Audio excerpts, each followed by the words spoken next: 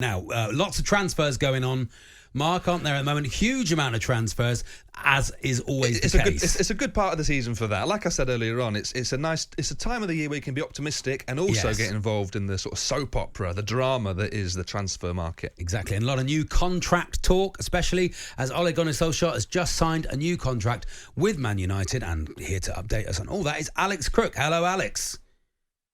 Yeah, good morning, guys. Ole Gunnar Solskjaer signing a contract at Manchester United until at least 2024. That's the wording in the Manchester United statement released a few minutes ago, because there is an option for an extra year as well. Their executive vice chairman, Ed Woodward, who of course himself is stepping down at the end of the calendar year, says Ole and his staff have worked tirelessly putting the foundations in place for long-term success on the pitch. The results of that have become increasingly visible over the past 2 seasons. We're all looking forward to seeing this exciting team develop further in the years ahead. And of course, this comes hot on the heels of Jadon Sancho completing his £73 million move from Borussia Dortmund yesterday, somebody that Ole Gunnar Solskjaer has been trying to pin down for the last year or so. Yeah, I mean, it's sort of the ultimate vote of confidence. You know, I know that's normally the dreaded phrase, but the ultimate vote of confidence is here's at least 4 more years.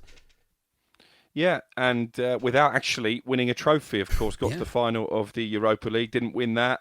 Yes, has cemented them in the top 4. Had a pretty good season behind Manchester City, but I think now, having got this bumper new contract, having been backed in the transfer market, once again, we'll talk about another couple of targets very shortly.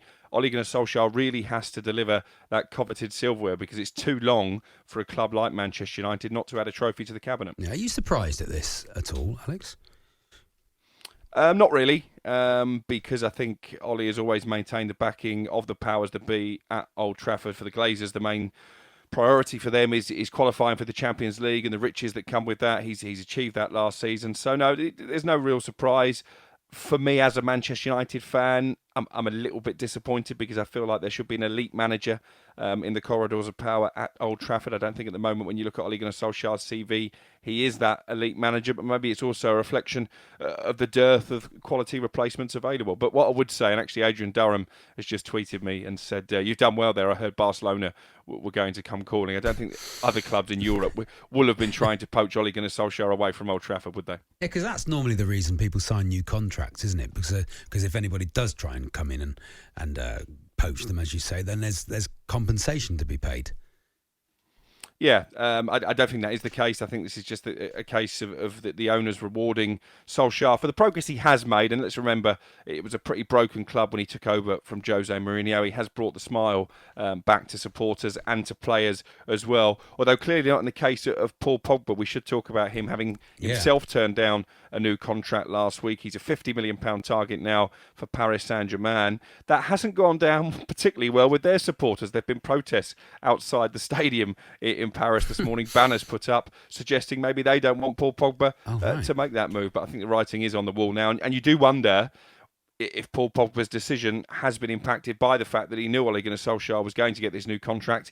Is it a sign that he doesn't believe Solskjaer is the man to bring silverware back to Manchester United? What's the reason for the anti-Pogba protests in Paris?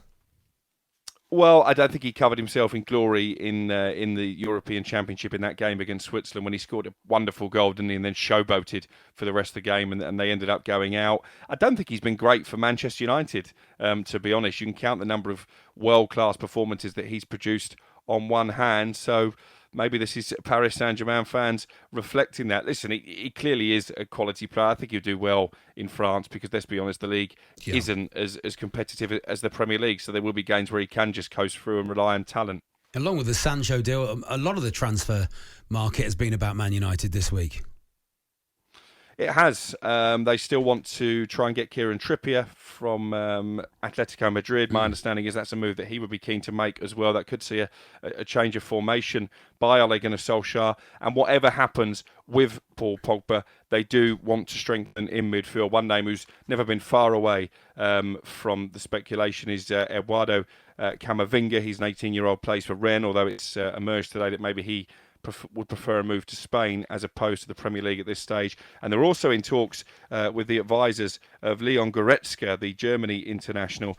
He's having a bit of a contract standoff at the moment with Bayern Munich, and Manchester United have actually offered him more than Bayern Munich are proposing at this stage. But I think there's a fair way to go on that deal. The other player they like is Declan Rice, but I think it would take a big bid to get him out of West Ham. Expensive one. Yeah, the Goretzka one feels to me like it might be a case of using United to get a new contract with Bayern. Anyway, let's move on to a player that isn't linked with Manchester United, one of the few that's not linked with United. Harry Kane, it's been talked about for weeks, months even. I can't see this happening, though. What do you make of it? Any more developments this week? Yeah, I think he is a player that Manchester United would be interested in, but I think they've decided to invest in several areas of the team as opposed to going all out for that one Hollywood signing. Unlike Manchester City, maybe there were reports on Friday in one of the tabloid newspapers that Daniel Levy had told Harry Kane he could join Manchester City for £160 million. talkSPORT were told yesterday that Manchester City wouldn't pay anywhere near that amount for a single player. Their record signing is still only £65 million, so it would absolutely smash that. And the vibe coming out of Spurs is that Daniel Levy's stance hasn't changed. He is adamant that Harry Kane will stay. Nuno Espirito Santo said as much at his unveiling. I think this is all going to come to a very messy conclusion because Harry Kane believes he has a gentleman's agreement with Daniel Levy. They struck it last summer to give them one more year. If they didn't win a trophy, as of course they didn't, then he would be allowed to go. And it looks at this stage as if Daniel Levy maybe is backtracking on that promise. So it's going to be very interesting to see how Harry Kane deals with this. There's been speculation that maybe he might refuse to return for training. I don't see that happening. Will he put in a transfer request? Will he go public about this gentleman's agreement? I think it's a game of high stakes poker at this moment in time. Yeah, someone who is leaving Spurs, Toby Alderweireld, for Qatar. Yeah, slightly strange one, this. He's on his way to Al Duhal in Qatar. Of course, the World Cup will be taking place there at the end of next year. £13 million is the fee that Spurs have agreed.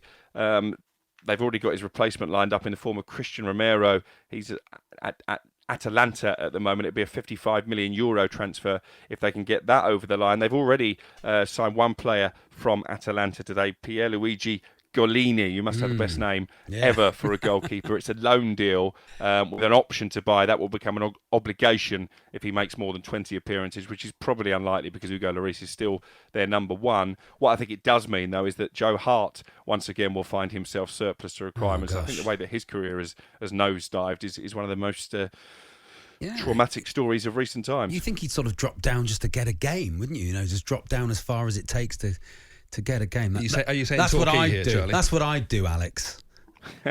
I'd drop down. Torquay, get your offer in. I think he We've did got have two the goalkeepers. opportunity. He did have the opportunity to go and play in the Championship last season, but I think he still sees himself as a Premier League goalkeeper. I think he probably still sees himself as an England goalkeeper. And I guess when your star has been so high, you've won the Premier League, you've been number one for your country, it must be a difficult thing to take that suddenly you find yourself not wanted by a lot of clubs. I still see myself as 25 and being able to run the 100 metres in 11 seconds, but that's not going to happen either. So there we are. Hey, thanks so much, Alex. Appreciate it. No problem. Cheers, guys.